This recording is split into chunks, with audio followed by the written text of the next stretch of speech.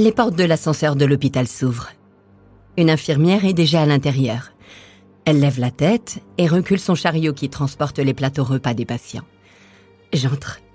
Je la salue timidement avant de me retourner face aux portes qui se referment. L'espace est exigu. Tout à coup, des cris dans mon dos. « Mais je vous reconnais, vous! Vous êtes une ordure! Vous êtes une salope! Une putain! Une dégueulasse !» Je me retourne.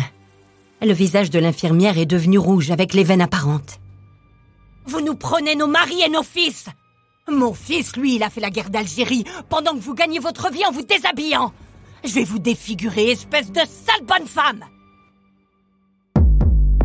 Podcast Story. Apeurée, je me plaque contre les portes de l'ascenseur pour m'éloigner le plus loin possible de l'infirmière enragée. Soudain, elle attrape une fourchette sur le chariot, avance vers moi et tente de la planter dans ma joue droite. Je lève mes coudes pour éviter l'attaque et la repousse en arrière. Elle perd l'équilibre et lâche la fourchette. Elle se rattrape sur le chariot qui se renverse sur le sol. Elle se relève et récupère la fourchette. Elle se précipite à nouveau vers moi. J'ai juste le temps de protéger mon visage avec mes mains. Elle plante les dents de la fourchette dans mon bras plusieurs fois. Heureusement que mon manteau est épais. Une sonnette indique l'arrivée au rez-de-chaussée. Quand les portes s'ouvrent, le poids de mon corps me renverse en arrière. Je tombe par terre. Allongée, je reste immobile devant l'infirmière et sa rage. Elle a du mal à reprendre son souffle. Elle me fixe et me lance. « Tu brûleras en enfer. Tu vas faire mourir tes parents de honte. »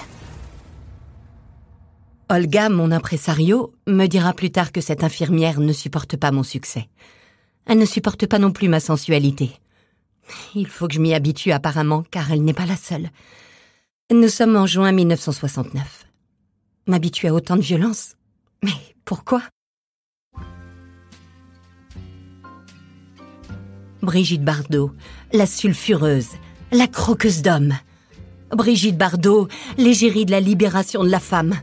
Sur moi, on dit tout, et son contraire. En vrai, je suis la plus acharnée des anti-Bardot. Ai-je voulu devenir le symbole d'une révolution féminine? Non, la réponse est non. J'ai vécu comme j'avais envie de vivre, en me foutant pas mal de la libération de la femme. Tous ces trucs qui font que les bonnes femmes d'aujourd'hui sont trop malheureuses, car elles sont trop libérées. Je ne suis pas une femme libérée. Je suis une femme dépendante de l'affection de quelqu'un, souvent d'un homme. Ce n'est pas la même chose. Il faudrait vraiment être idiote pour ne pas aimer la passion de l'amour que les hommes vous donnent. Je le comprends à 15 ans, quand je rencontre Roger Vadim et que je jouis pour la première fois. Vadim est extrêmement beau. Je ne peux pas imaginer qu'il deviendra mon mari. Je suis séduite par son ouverture d'esprit qui, inconsciemment, me libère de cette vie bourgeoise étriquée dans laquelle je grandis. Vadim est l'assistant du réalisateur Marc Allégret qui recherche une jeune fille de mon âge pour son prochain film. Il m'a repérée sur une photo du magazine Elle, le numéro du 8 mai 1950. J'incarne, selon Hélène Lazareff, fondatrice du magazine et meilleure amie de ma mère, la jeune fille d'aujourd'hui. Je passe les essais avec Vadim. Le film ne verra jamais le jour, contrairement à notre premier baiser qui sera échangé le soir même.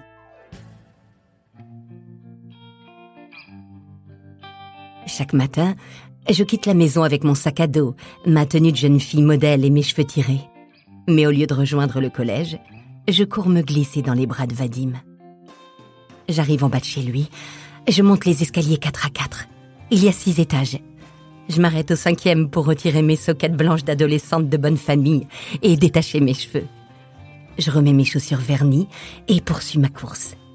Trop impatiente, je commence à me déshabiller sur le palier. J'ouvre la porte. Vadim dort encore. Je soulève le drap de son lit en fer forgé et me colle contre lui en l'embrassant dans le cou.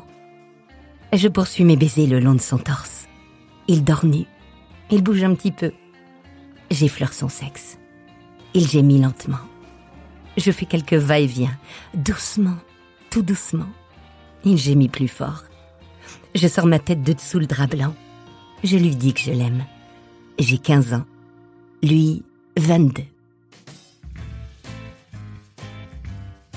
Quand mes parents ont accepté que Vadim m'aide à préparer mon rôle dans le premier long métrage qu'ils réalisent, la condition était que les séances se passent dans leur salon. Mon père menace Vadim avec un revolver. S'il me touche, il le tue. C'est très clair. Évidemment, ils sont loin de s'imaginer qu'un jour, alors qu'ils sont sortis faire une course et que la nounou s'est exceptionnellement absentée, je me suis rapprochée de Vadim pour l'embrasser sur le canapé en velours vert de leur salon. Il n'a pas résisté longtemps. Et quand mon père retrouve quelques jours plus tard ma petite culotte blanche coincée derrière un coussin, il devient foudrage. Il ouvre violemment la porte de ma chambre et me hurle dessus en me montrant la petite culotte qu'il tient du bout des doigts.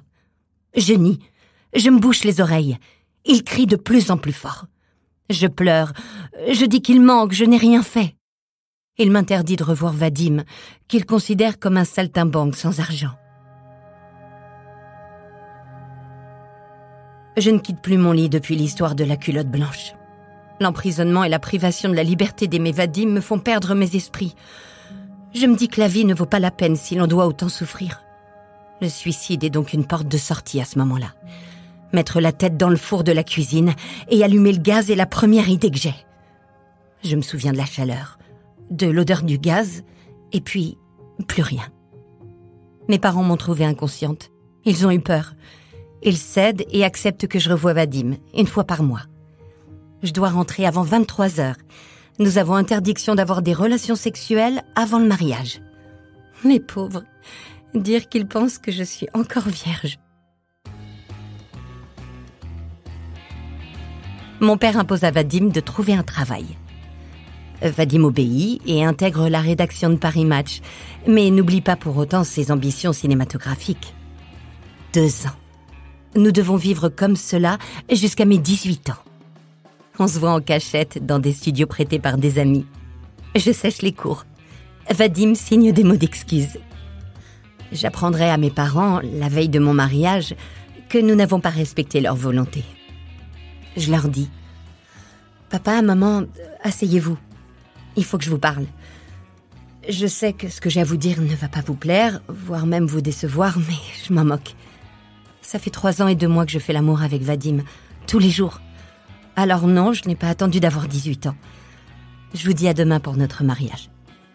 Évidemment, je ferai comme si de rien n'était devant vos amis, je serai souriante, je me comporterai comme une vierge. Ne vous inquiétez pas, jouer la comédie, je sais faire. » Je suis mariée et enfin libre. Vadim travaille sur son prochain film tout en continuant chez Paris Match. On va souvent danser le soir. C'est d'ailleurs grâce à la danse que j'ai appris à m'aimer. Je danse depuis que j'ai 7 ans. Mes jambes s'étirent, ma taille s'affine et mon port de tête se redresse. Ma silhouette change, je le vois. Je le vois également dans le regard des autres. Je commence à me trouver belle et gracieuse. C'est en dansant un soir sur une table dans un bar où nous allons souvent que je vais inspirer Vadim sans le savoir. Il écrit le film « Et Dieu créa la femme ». J'incarne l'héroïne Juliette Hardy.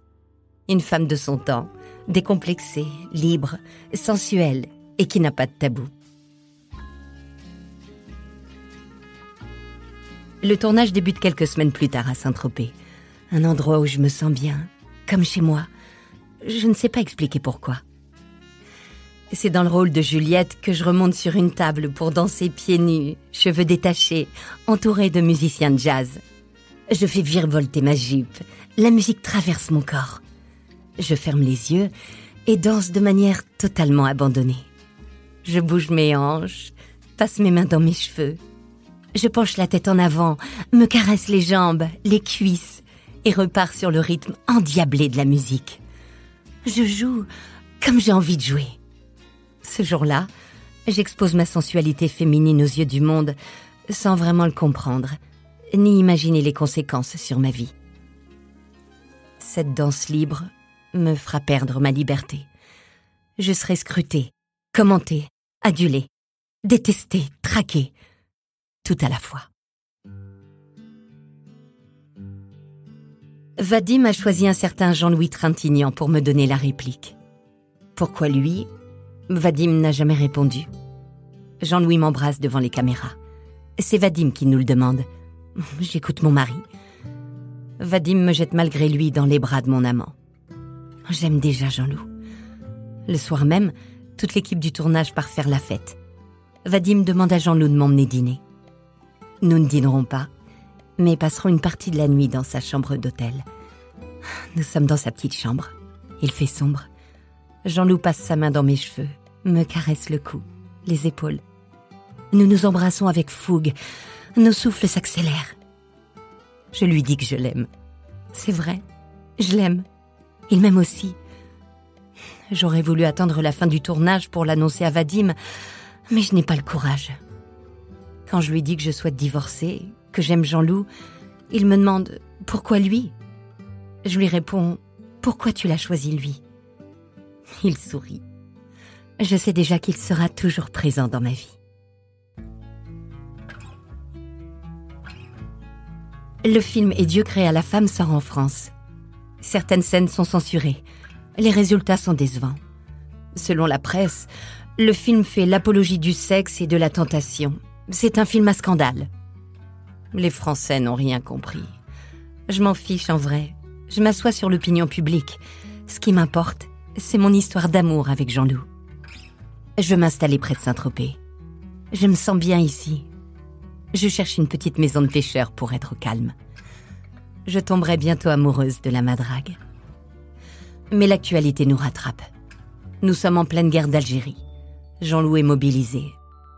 Je me sens abandonnée.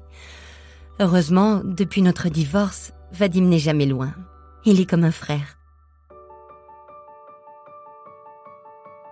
Ce matin, il frappe à ma porte. Quand j'ouvre, il me montre une bouteille de champagne. Il semble surexcité. Il fait sauter le bouchon au milieu de l'entrée de mon appartement. Le champagne coule sur le tapis. Son film « Et Dieu créa la femme » connaît un triomphe aux États-Unis en à peine 3 semaines. Je ne comprends pas tout de suite que je suis en train de devenir une légende dans le monde du cinéma.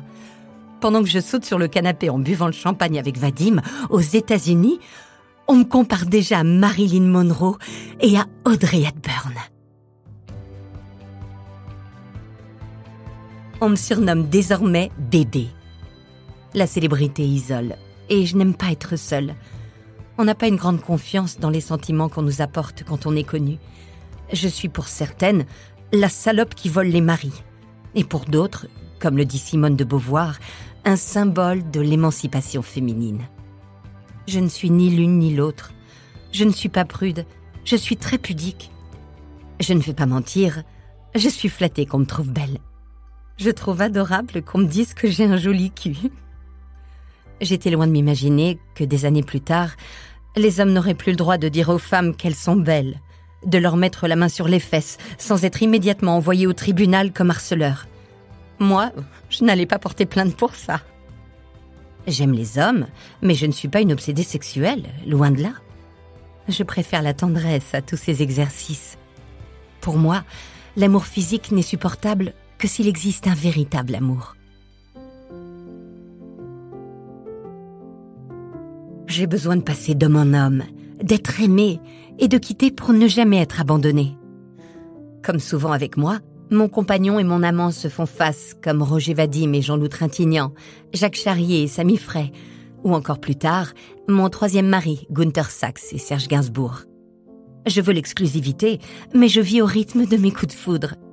Pour moi, en amour, il n'y a que les commencements qui sont délicieux. Je me suis mariée plusieurs fois. C'est tellement beau de se marier. Je me marie une 2e fois en 7 minutes à la mairie de Louvciennes. Il s'appelle Jacques Charrier. Nous nous sommes dit je t'aime sur le tournage du film Babette s'en va en guerre. Un film dans lequel je suis blonde, je porte une robe Vichy et des ballerines. Des milliers de femmes copient mon look. Les paparazzi écourtent la cérémonie en pénétrant de force dans l'église. Je ne peux plus rien faire en paix, pas même avorter en toute discrétion. Car oui, je veux avorter. Nous sommes au début de l'été 1959. Il fait chaud. Je suis enceinte et je ne veux pas devenir mère. Ce bébé est comme une tumeur qui se nourrit de moi et que je porte dans ma chair déformée.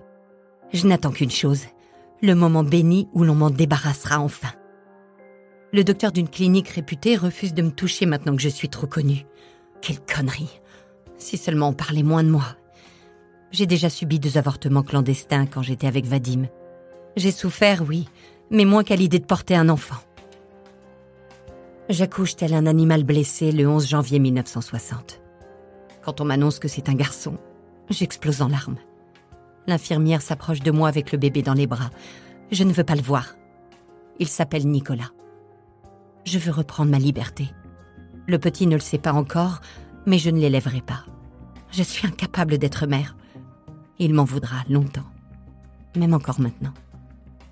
Je le confie à son père. La presse s'empare du sujet, c'est un enfer. Je suis méprisée, menacée pour mon crime ultime, ne pas aimer son enfant. J'attends des autres de l'amour. Je ne me vois pas donner à cet enfant ce que j'attends des autres. J'ai besoin qu'on s'occupe de moi. J'ai besoin qu'on m'aime, pas d'aimer un enfant. Je suis sur le tournage du film Colline aux trousses chemises de Nina Companès en Dordogne. Nous sommes en 1972. C'est un film assez étonnant qui se passe au Moyen-Âge. Je patiente à l'ombre, adossée à l'un des murs en pierre du château de Fénelon. Il fait très chaud. Je ne sais pas encore à ce moment-là que ma vie va basculer. Sur le plateau, il y a une chèvre blanche. Dès que j'ai une pause, je vais la voir, je la câline, lui donne de l'herbe et de l'eau. Entre les prises, elle est tenue en laisse par sa propriétaire, une vieille dame en tablier à carreaux. La chèvre blanche est apeurée. Elle est effrayée par les spots, les bruits de cet univers qui lui est étranger. Près de moi, à l'ombre, elle s'agite et cherche à s'enfuir. Ça m'attriste. Je tente de la rassurer. La grand-mère agitée, elle aussi, ne cesse de me demander de nous dépêcher, car dimanche, c'est la communion de son petit-fils, et la chèvre sera cuite en méchoui. Mon sang ne fait qu'un tour. Je suis horrifiée. Je l'achète immédiatement. Je la blottis contre moi, et sans attendre ma scène, je la ramène dans mon hôtel 5 étoiles, où mon arrivée avec une chèvre et la chienne que j'ai sauvée quelques jours avant cause un mini-scandale. Collinette, c'est comme ça que je l'ai appelée, a vécu près de moi. Elle est morte de sa vraie mort après avoir eu une vie de rêve.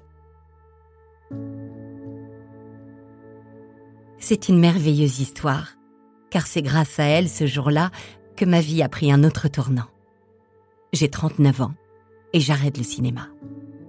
C'est fini. C'est décidé, c'était le dernier film. J'en ai marre. Je veux passer mon temps à m'occuper de la défense animale.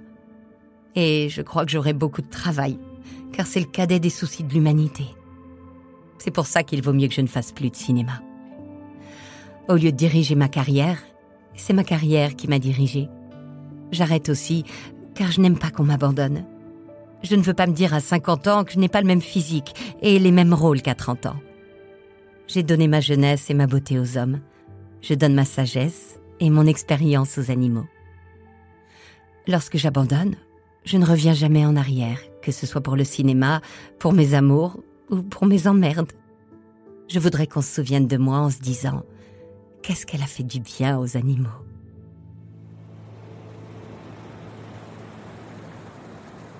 Depuis la Madrague, j'entends encore ma vie débiter dans les haut-parleurs des bateaux de touristes 20 fois par jour, depuis plus de 60 ans. Décidément, je n'arrive pas à me faire oublier.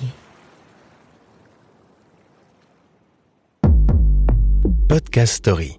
On a tous une histoire à écouter. Ne manquez aucun épisode de Podcast Story. Abonnez-vous et mettez 5 étoiles sur Podcast Addict, Amazon Music ou Spotify.